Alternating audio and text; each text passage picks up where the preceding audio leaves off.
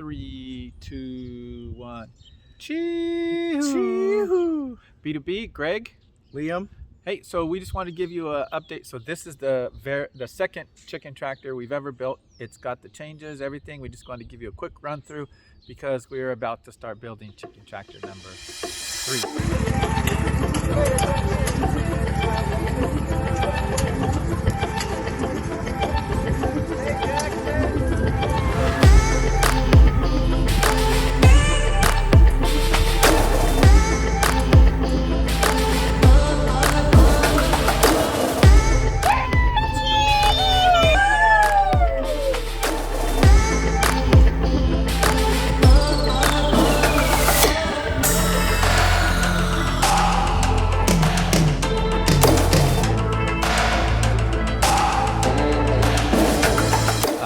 We like this one. We're very happy with the way everything turned out. Even though we had a mishap where I didn't secure the lid, it blew open. I didn't take a picture of it blown open, but I did show you the damage, so hopefully you watched that one already. But it was great. Just the gussets pulled off with the brad nails and the glue, but the corrugated roofing held on, everything else held together, so I only had to replace one 2x2 board, put the hinges back in, and go from there. So got it all back together. We just wanted to run through really quick, show you everything. We're actually going to put chickens in this one probably this afternoon or tomorrow morning because we have some cuckoo marans and we also have some whiting true greens that are almost 4 weeks and ready to go. We just have to figure out where in the pasture we want to put them. So we need that other chicken tractor built. So we're giving ourselves 2 days and we're about 3 hours behind on day 1. So why not make a video, right?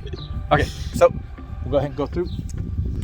So minus the flies, right? This is Justin Rhodes Chics chicken tractor variation through Perma Pastures farm.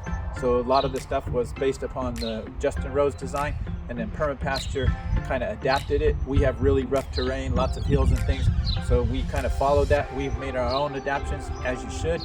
I would say though, and Billy from Perma Pasture Farm said it, if you haven't built a chicken tractor before, don't do one where you start adapting things. Our very first one, the plans were for a 4x6. We went for a 4x4. They adapted, went to a 4x6. He talked about doing a 6x6. We're like, let's try a 6x6. So our very first chicken tractor was a 6x6. It's hanging in there though. It's hanging in there. So anyway, on to chicken tractor number 2. Show you a few of the things we did. So for the lid, before we just had an eye hook and we had the rope, tie it down at nighttime. We put this latch on there.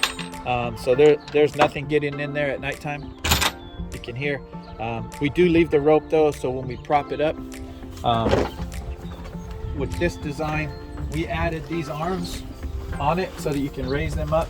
You can put them in these 2-inch screws like this, and then we can take this rope right here and tie it down through the eye hook so it stays secure. I don't think the wind's going to blow it out of those 2-inch bolts, but if it does, the rope will help hold it. We have a 12-inch door in between the 2x4s, and of course the steps for them to get on. The very first one we built, we were using the very small wood and very tiny wood screws. This one is much better, much deeper. It's in a 2x4. Very happy with that.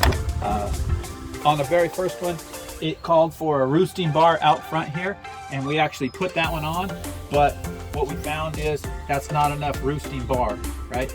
So on the actual design, the nesting boxes are supposed to sit within the 2x2s on this lip on the nesting boxes, but we built the base instead. And what these are right here is these are removable roosting bars, so we can take them out during the daytime and we can put them back in at nighttime, or we can leave them in the daytime, but we made it just so that it was easier to remove the tarp, right? So we just wanted to make sure that we could get in there and do it. So it's pretty tight.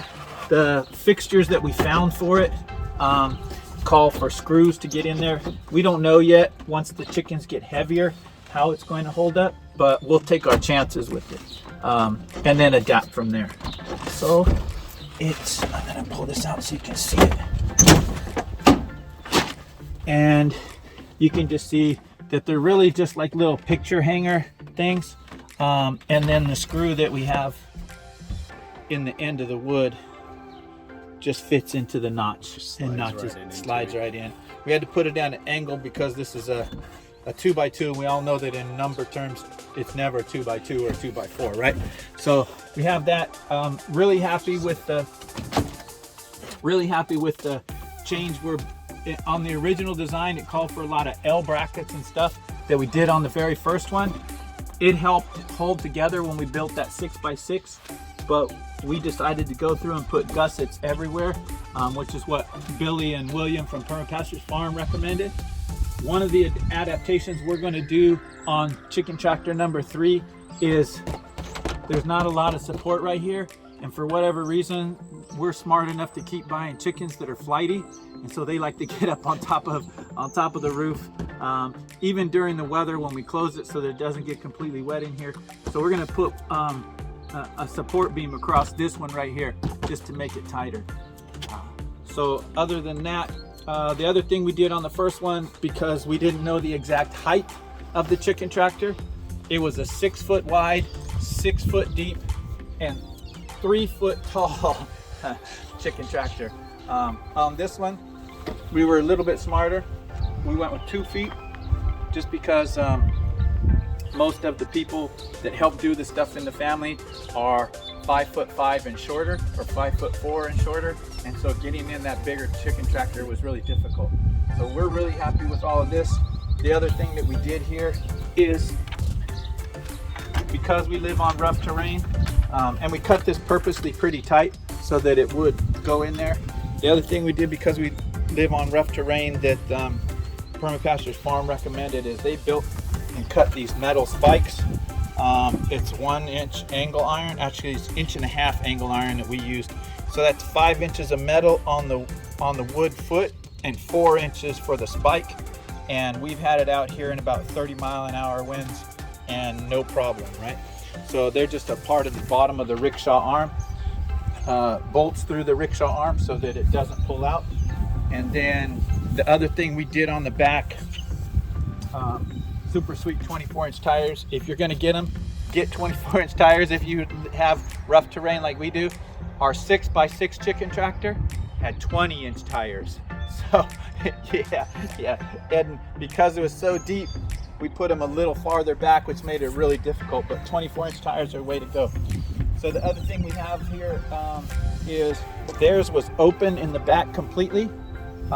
What we did is we put these little makeshift, not quite 1/4 inch plywood Dutch doors, so that we can just come in here. And this is just to help hold the door so nothing can get in at nighttime. And then we have these 2x4s here, so instead of having it completely open for the whole thing, we actually pull one out, and then you just have to slide it over a little bit to get the other one out. Okay, so that's pretty much it. Everything else is as the design was, or as Perma Pastures Farm did theirs. You know, chicken tractors are for your need. So if you don't need all this stuff, just make a simple one that you can move out. So we're gonna do chicken tractor number 3, which will be hopefully identical to this, except we want a completely square roof, which we haven't mastered in 2 so far. And then the super fun thing that we're gonna do is we're gonna look for and do maybe an A-frame or a daily move chicken tractor for our meat birds. So we have 30 buff Orpingtons up there that we got about 2 weeks ago, a week and a half. We're gonna build those so that we can get them out here on our front pasture and move them, and we're gonna try that. So other than that, we just wanted to show you the completed project of chicken tractor number 2 and see how chicken tractor number 3 turns out, especially on a 2-day timeline. Okay, thanks for coming. Please comment, please let us know what you think. Please let us know what you did on your chicken tractors and how it worked out for you. We look forward to seeing you in the future. Please comment, please like wherever they go, usually over the left shoulder, whatever links are over the left shoulder. I don't know where their button is, but ding, ding, ding, ring the bell. All right. Hey, aloha, thanks for coming, and we'll see you later.